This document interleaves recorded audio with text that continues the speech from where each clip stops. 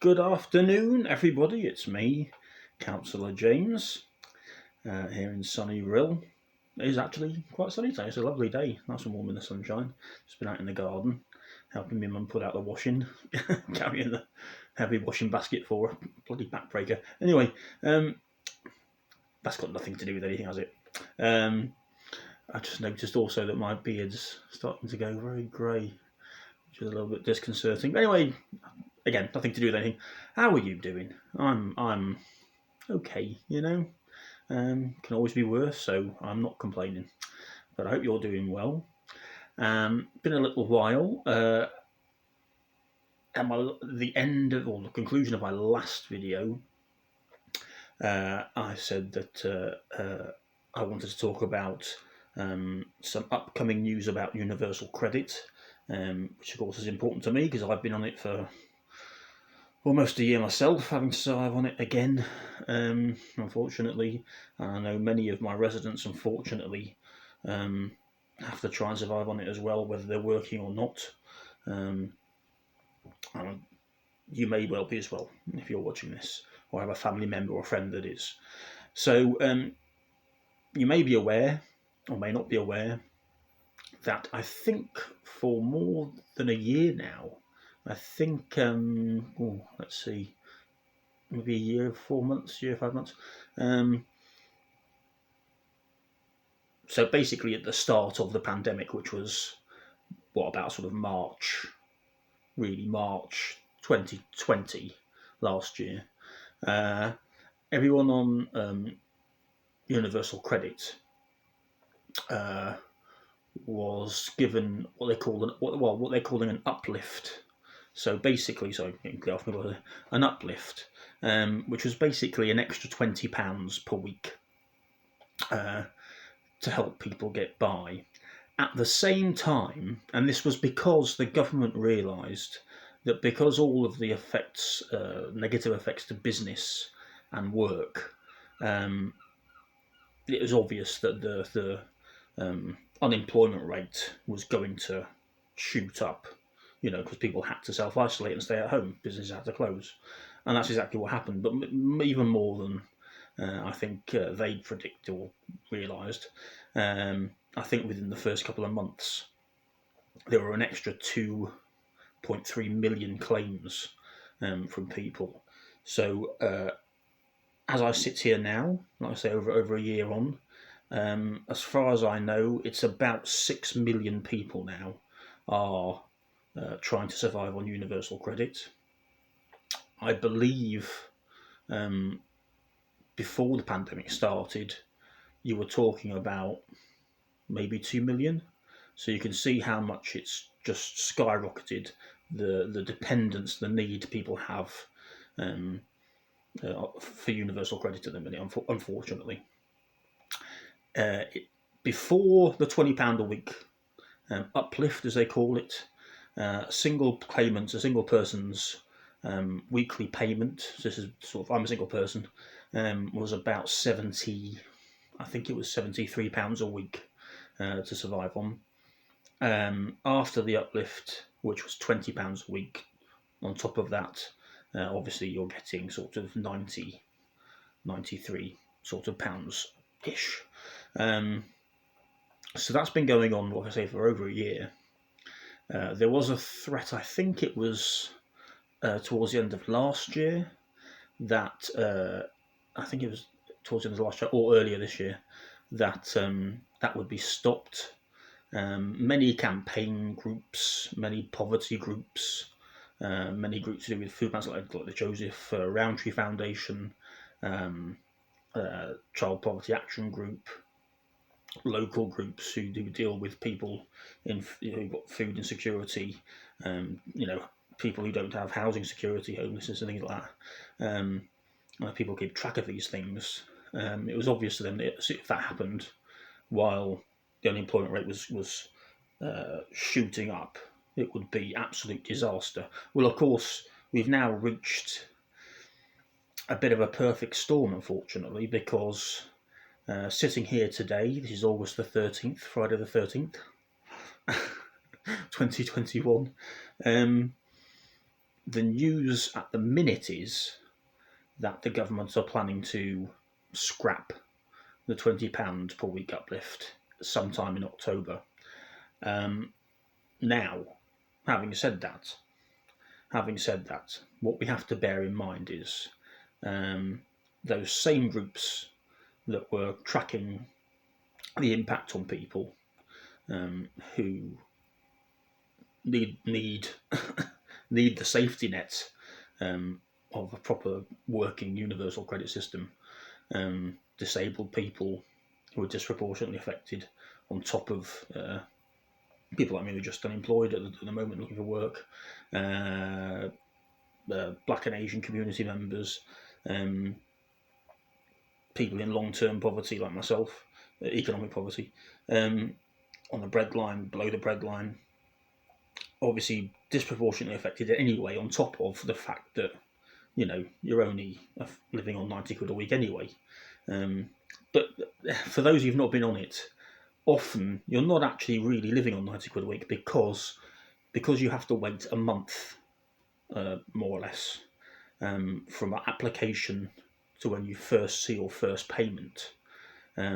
Most of us, many of us, have to apply for what's known as a, I can't remember the actual term, but it's a sort of a loan that they give you to try and get by on while you wait for your first payment, and then immediately from that first payment, you're having to pay back at about £20 a week or whatever to pay it back. So you're not actually really seeing it, to be honest, for 6 months, a year, whatever it was. I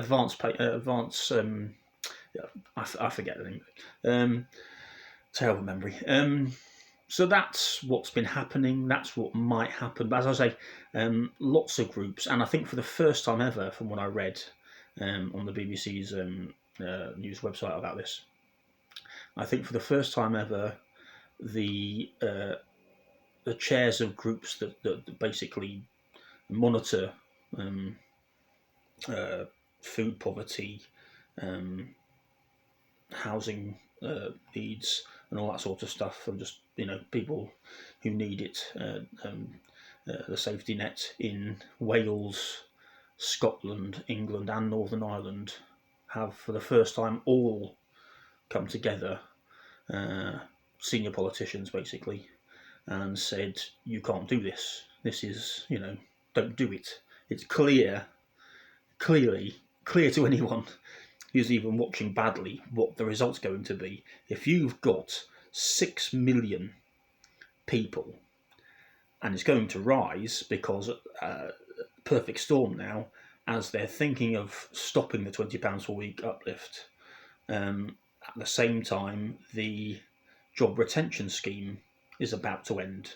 So what you're going to have is the ending of the £20 uplift per week, and at the same time, people who have been protected and kept in work until now, thus far, suddenly being thrown out of work and onto universal credit. So this 6 million that we're at the minute is potentially going to increase even further, likely exponentially.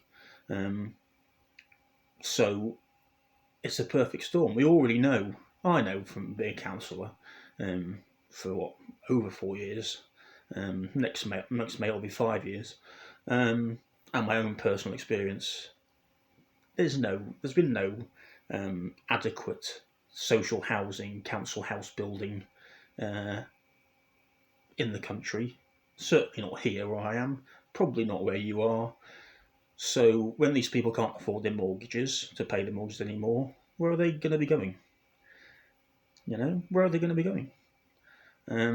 Your council, like mine, is likely probably going to be paying vast amounts of public money, your money, taxpayers' money, to try and put some people in temporary accommodation, which usually means a hotel, which costs, you know, you've seen the prices of hotels, it costs a lot. For you, it's not ideal for the people and the families particularly being put in there for any sort of length of time. It's a hotel. A hotel is not a home. Often people are moved outside of their own area because there is not the housing stock in their area, enough of it. This is all stuff everybody knows. It's well known. It's not this is a shock to government, so they know this. Obviously, food poverty has increased to almost the same levels. I think actually some parts to worse levels than Victorian times. So that's how bad it is. But the thing is, you don't hear about it in the mainstream media because, of course, the mainstream media is made up of people who live largely in the southeast, are well-to-do, have very comfortable lives comparatively compared to us, have never had to be, have never had to claim universal credit to survive. You must be joking. So it's not within their sort of realm of reality or thinking, or the same with the politicians, I'm afraid, particularly down in Westminster nationally, who are deciding to do this in government. To be fair to the Labour Party, I'm going to be fair here, and all the other parties who down in Westminster that aren't part of the government, of course, they're in this cross-party parliamentary letter have been basically saying don't do this to the government. The government are saying that it's a unanimous decision. It turns out that actually it's not a unanimous decision within government. It's not. They're not all on board. Rishi Sunak, who's the Chancellor of the Exchequer, much vaulted by the media, who seem to sort of think he's some sort of second coming or something. He's a Tory at the end of the day. He's a classic Tory. He's a rich man, very, very rich man, very rich man. He's Chancellor of the Exchequer. He's decided he wants to stop it. But yet, Theresa Coffey, who's the actual Work and Pensions Secretary in charge of universal credit and the benefit system, even she, as a fellow Tory, said, I don't want us to do this. This is going to be, this is going to backfire on us very, very badly. And I think it will, because you will see, as I say, and all the people that are following it and groups that are following it say it's going to lead to utter disaster for millions more on top of the 6 million already. So for those reasons, and because not all of the Conservatives in the Conservative Party, MPs and that, are on board with this, because they realise, what sort of PR it's going to be for their party. Not the humanitarian end, but the PR for their party. Even the media is not going to be able to totally ignore the suffering that's going to ensue, and is ensuing already. There's a chance of a bit of a backbench rebellion against Boris Johnson and against Rishi Sunak, who obviously want to push this through, to remove this £20 a week. If that's the case, if it's large enough, the threat of it's large enough, there might be another state of execution, and it might not happen. So that's what I've got my fingers crossed for everybody. Doesn't really matter to me, because in October, when this is supposed to happen, I'm going back to university finally after a year out to try and finish that, my PhD. So personally for me, whether the £20 or not makes no difference. But of course, that's not my view. That's not the way I live life, the way I think about things. I'm a community councillor because I care about my community and wider, and I don't want anybody having to suffer. Because I believe if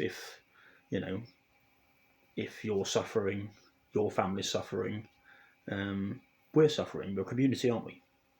Or we're supposed to be, at least. That's my belief. That's my outlook on life. So I understand if you're worried. Let's just hope that the bad press that they fear so much will stop them doing it, stop them removing this £20 a week. I'd like to say politicians do things for the right reasons, but after, as I say, almost 5 years, only at local level, but I could still tell you some tales that you'd find hard to believe. I should write a book, I really should. But certainly at a national level, politicians sort of do what's good for them. They don't really have much. This is not all of them, but many of them don't have much much, if any, of a conscience about what happens to you and your families, unfortunately, which is one of the problems with politics. This is why I'm doing what I'm doing at university, because I'm looking into this and seeing what could be done to sort of fix what I think most of us see as a completely detached, broken political system, particularly down in Westminster, to some extent with our devolved governments, where you've got very well off, very well paid, privileged, some might say overprivileged politicians, often doing things that are good for them and not good for you. So I say it's not all politicians, but it seems to be far too many, to be honest. Or you've just got the politicians who are just completely inept, couldn't run a bath, frankly. But I won't get into that. I won't get into that. They're in all parties, aren't they? But anyway. So that's the universal credit news. That's my sort of fears on that and hopes that it won't happen. That was it really. Please, I'd like to know what you think. I really, really would, particularly on universal credit and how it's affecting you, and how it might affect you if the £20 a week is stopped in October, and what your worries are about that. So please do comment down below. I always read comments and respond if I can. Not many people seem to comment for some reason. I don't know why, but please let me know what you think. Even if you disagree, no, that's fine. It's fine to disagree. Be a bit weird, wouldn't it, if everybody agreed on everything in life, particularly in politics. But I don't see universal credit or the benefits system generally as a political argument or a political discussion.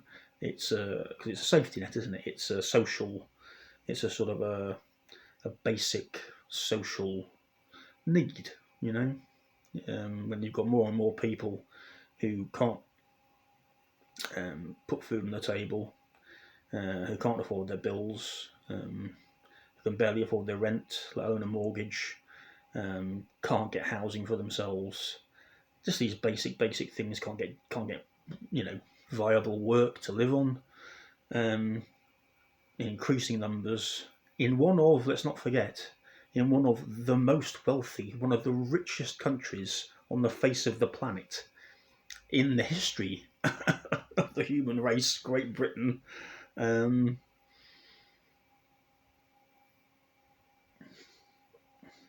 Well, I'll let you finish what I was going to say. I'm sure you've got your own views, but